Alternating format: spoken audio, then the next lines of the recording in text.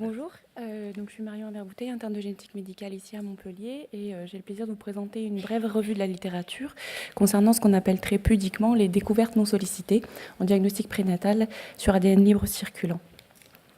Tout commençons par une définition.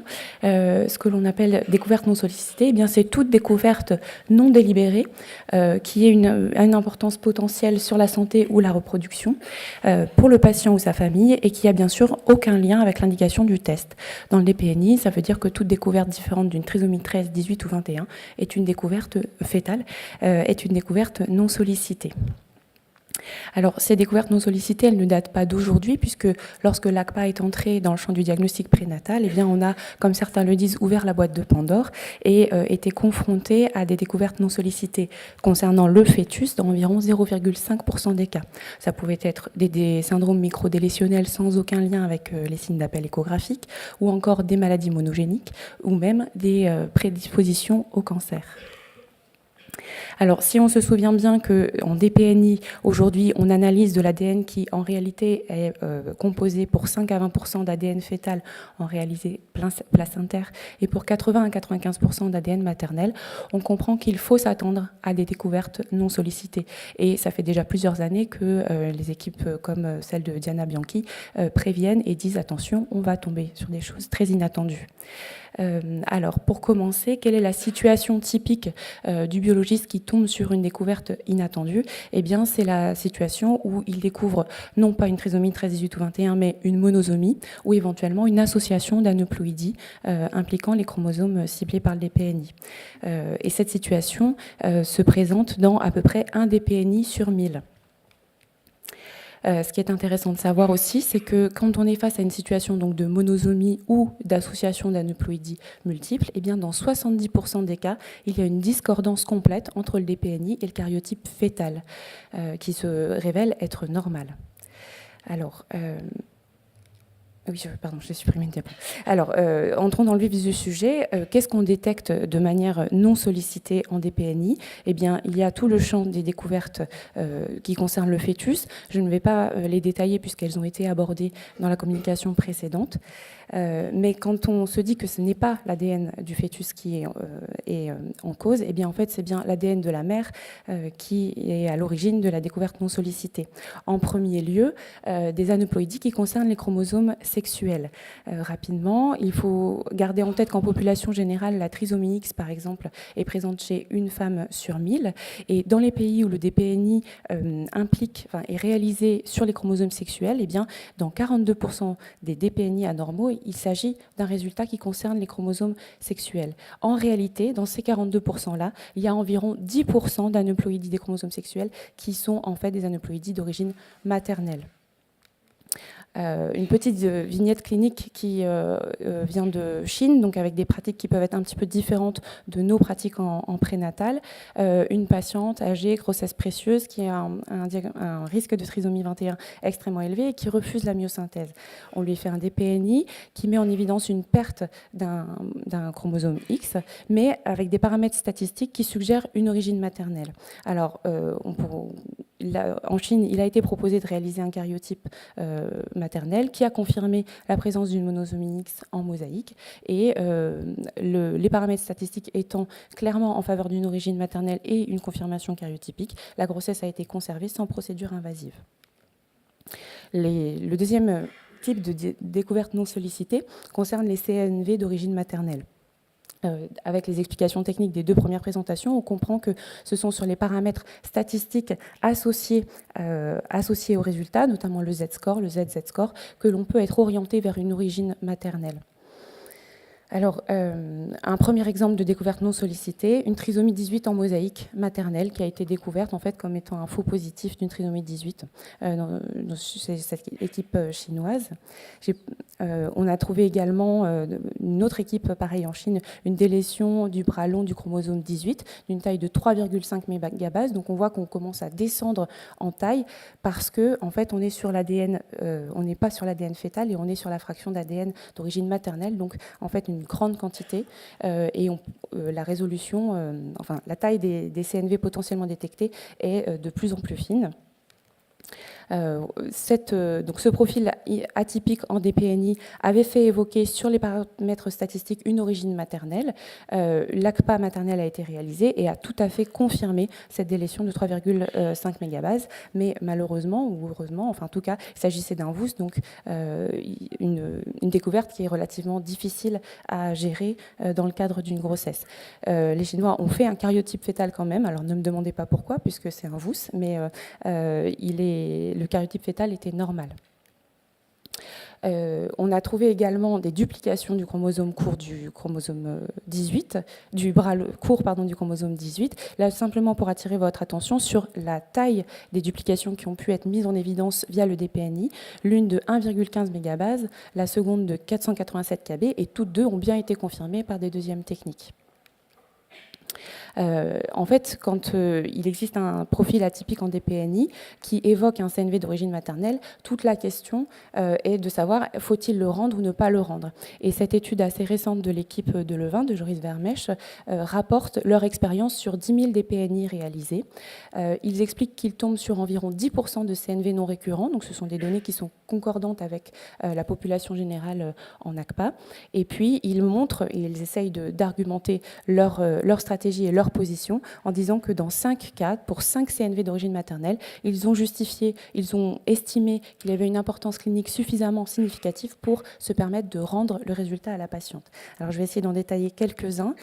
Le premier cas, ce profil de DPNI concernant le chromosome 21, on voit au niveau du bras long une délétion, une perte, une sous-représentation d'un segment avec des paramètres statistiques qui sont tout à fait non typiques d'une délétion fœtale. Il pense à la délétion maternelle, il la confirme en faisant une ACPA et effectivement, il confirme une délétion maternelle interstitielle de 712 kb. Pourquoi il la rend ? Eh bien parce qu'elle emporte le gène RUNX1 qui est associé à des dysfonctions plaquettaires autosomiques dominantes et à un risque augmenté de tumeurs myéloïdes. De ce fait, l'impact clinique potentiel était éventuellement une contre-indication à l'extraction instrumentale lors de l'accouchement et puis ils ont pu préconiser une surveillance spécialisée pour la mère concernant ce risque de tumeurs myéloïdes. Dans ce cas-là, la myosynthèse n'a pas été réalisée parce qu'elle n'a pas été souhaitée par les parents. Pardon. Voilà. Un autre cas, on voit le DPNI avec un profil toujours atypique, avec toujours des paramètres statistiques qui orientent vers une origine maternelle. Ils font l'ACPA maternelle et ils authentifient une monosomie 13 partielle maternelle en mosaïque, une mosaïque assez faible à 20%. On a très peu de détails cliniques sur le phénotype de cette maman qui est porteuse d'une monosomie 13 partielle en mosaïque. Toujours est-il qu'il a été estimé que cette information était primordiale pour préciser le conseil génétique pour la grossesse présente et évidemment pour les grossesses ultérieures. Il y a eu dans ce cas une amyosynthèse réalisée et le fœtus n'était pas porteur. Un troisième exemple, un CNV qui emporte un segment de 8,7 mégabases du bras long du chromosome X, lequel comprend 6 gènes de déficience intellectuelle liés à l'X. Et là encore, eh bien, il paraît évident que le conseil génétique était modifié par cette information. En l'occurrence, ils n'ont pas recommandé la réalisation de la myosynthèse parce que le fœtus était de sexe féminin, mais bien sûr, ça a permis d'orienter le conseil génétique pour les grossesses ultérieures et d'enclencher une enquête génétique familiale et faire un conseil aux apparentés. Troisième volet des découvertes non sollicitées maternelles, une situation que l'on est moins habitué à gérer en prénatal, c'est la détection de cancer chez la mère, initialement asymptomatique. Alors, dans l'étude de l'équipe de Diana Bianchi, il y a plein de choses très intéressantes, mais je vais simplement souligner le fait que dans la situation où l'on se trouve face à des aneuploïdies multiples, des chromosomes ciblés, je parle bien des chromosomes 13, 18, 21 et chez les Américains X et Y, eh bien, dans cette situation, on peut s'attendre dans 20 à 44% des cas à ce que cela reflète la présence d'un cancer maternel occulte.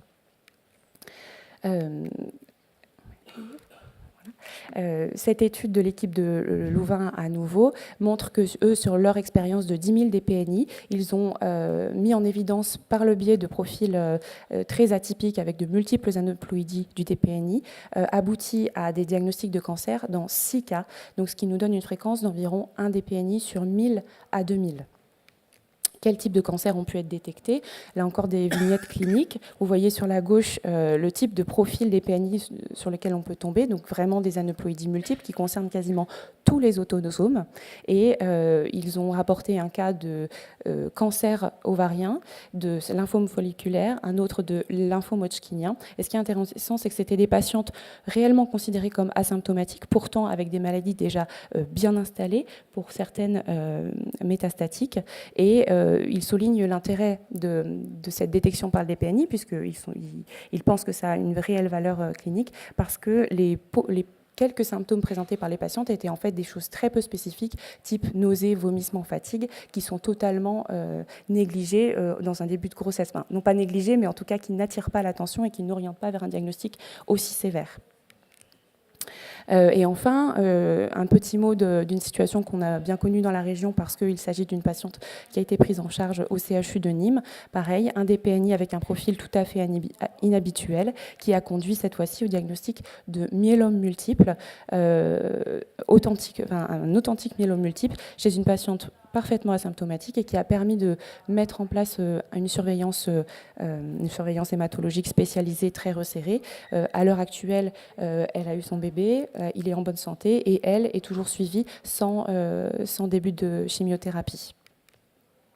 Alors, pour conclure, dire que toute la communauté scientifique comprend bien, commence à s'exprimer sur ces découvertes non sollicitées, et il ressort qu'il existe vraiment un triple challenge les concernant. Premièrement, éthique, parce qu'il est particulièrement difficile de concilier le respect d'un principe de base qui est l'autonomie de pensée du patient et le devoir pour le médecin d'être non malfaisant dans ces situations.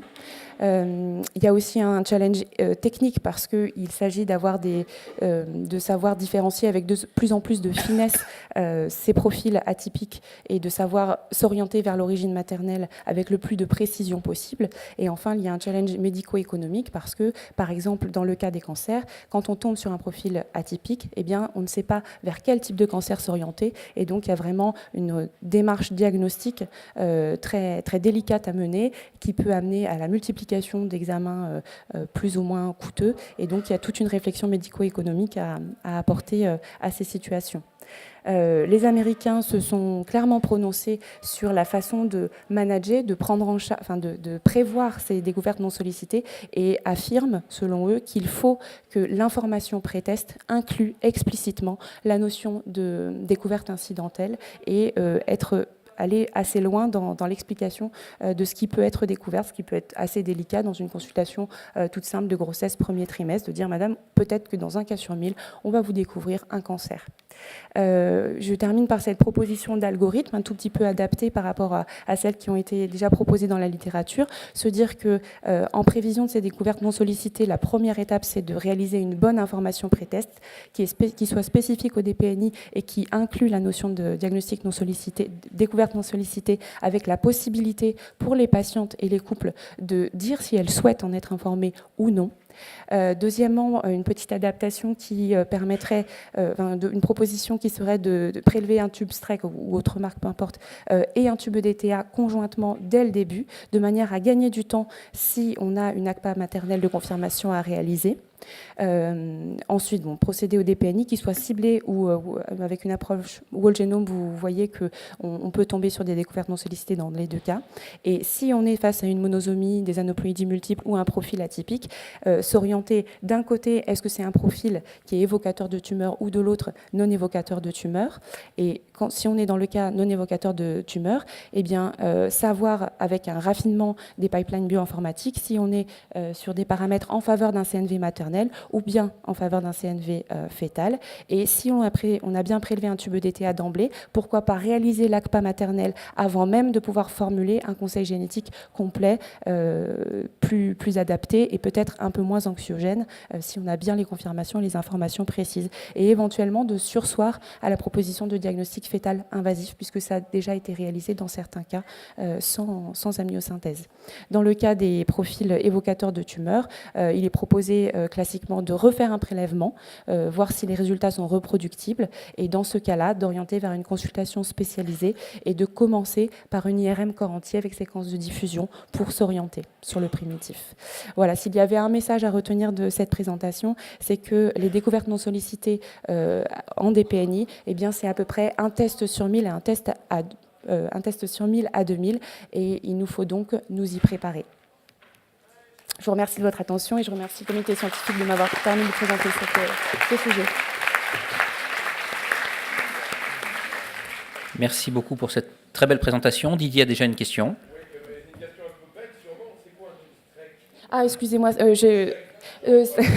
voilà, c'est un énorme tube vert qui fait très peur aux enfants. Non, Streck, c'est le nom de la marque du tube spécifique qui permet de prélever le plasma le sang maternel et de maintenir la stabilité de l'ADN libre circulant. Oui, c'est-à-dire que si tu fais sur un tube EDTA, par exemple, au bout de 4 heures, je crois que ça avait été dit par Vincent, ouais, l'ADN est dégradé, alors que c'est sur Streck, tu peux aller jusqu'à 48 heures et tu as une meilleure qualité de l'ADN. Donc, c'est vraiment préconisé de prélever sur ce type de tube. Et je ne connais pas d'autres marques. C'était des tubes qui étaient utilisés par l'armée américaine pendant la guerre d'Irak pour conserver les... Ah ouais. C'est pour ça qu'ils sont si chers aussi. Oui, ils sont très chers. Ouais. Annick Toutain. Oui.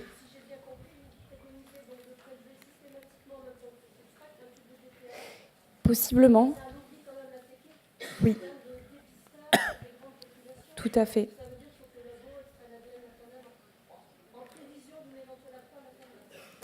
C'est une suggestion au vu de ce que j'ai pu lire dans la littérature. Certains semblent le pratiquer. Enfin, c'est pas dit explicitement, mais dans les descriptions cliniques de gestion de découverte non sollicitée, on se rend compte qu'en fait, ils pratiquent l'ACPA maternelle avant même d'avoir revu la patiente, avant même de l'avoir reprélevée, et on en déduit qu'ils disposent d'emblée d'un tube DTA. C'était simplement une réflexion sur la notion de gestion du délai, parce que il faut imaginer qu'on a à peu près, je crois qu'il faut à peu près en moyenne 10 à 15 jours pour avoir le résultat du DPNI, si le profil est atypique. Enfin voilà, c'est la gestion du délai. C'est une situation qui est de fréquence de 1 pour 1000, Voilà, ça n'est peut-être pas une stratégie qui est pertinente. Hein. Voilà. Tout à fait. De manière matérielle, laboratoire, etc., c'est peut-être pas jouable, mais c'est pour ça que c'est pas une réponse absolue. Hein, c'est pour ça que je dis il faut vraiment y réfléchir. Il y a vraiment des aspects techniques et médico-économiques à réfléchir, mais en même temps, il faut pouvoir répondre à ces questions de manière adaptée en termes de prise en charge des patientes et de non-maléficience, parce que si on leur dit juste on a trouvé quelque chose de très très bizarre, attendez, on va vous prélever, c'est des semaines d'angoisse vraiment et éventuellement d'examen. Patrick Edéry. Oui, moi j'ai été vraiment frappé par la découverte de tumeurs comme ça. Et du coup, la question qui peut se poser, c'est est-ce que finalement dépister comme ça des tumeurs, on ne va pas découvrir que certaines tumeurs sont spontanément régressives, résolutives? Absolument, c'est pour ça que j'avais intitulé ma diapo « Quel bénéfice réel ?» ou est-ce qu'il y a un... En fait, on ne sait pas très bien. Alors, les publications, il y a des gens qui sont très très favorables à ça en disant si, on est sûr qu'on fait du bien aux patientes, on est plus précoce, on les traite mieux, etc. Mais il y a quand même des publications qui disent est-ce qu'il n'y a pas un biais d'anticipation et effectivement, il reste un point d'interrogation. Ouais. Dans le cas, nous, qu'on connaît un peu mieux du myélome multiple, il semblerait que toutes les dernières recommandations et ce qu'on connaît de l'évolution naturelle de la maladie apporterait un vrai bénéfice sur la survie globale des patients. Donc, mais c'est une question qui est ouverte, c'est pour ça qu'on soulève cette question. Oui, vas-y. Quand on corps entier et qu'on ne trouve rien? Alors ça, je suis incapable d'y répondre.